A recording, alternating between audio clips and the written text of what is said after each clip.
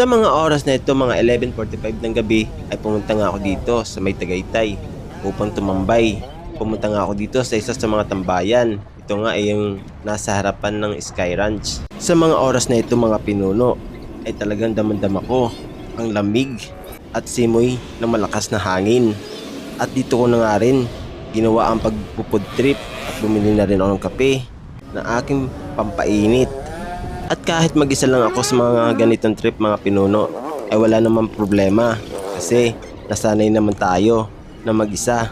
Kaya hindi naman sa akin problema kung paano maging masaya kung nag-iisa ka lang. Hindi naman basihan ang bilang o dami ng iyong makakasama sa mga ganitong trip, dahil kahit wala kang makakasama ay gagawin mo ang mga ganitong trip dahil alam mo sa sarili mo na iyon ang makapagpapasaya sa iyo. Sa totoo lang, mga pinuno, trip na trip ko talaga ang kumain dito. Dito, mismo sa may tambayan, kung saan sa may tapat ng Sky Ranch. Biruin mo, mga pinuno, umorder ako sa may fast food, may dining naman sila dun. Pwede naman akong kumain dun.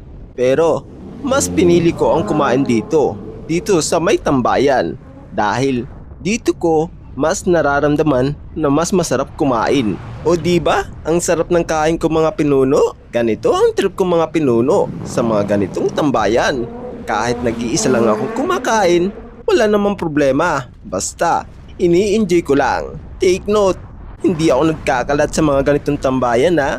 Baka isipin nyo, tinatapon ko lang dito.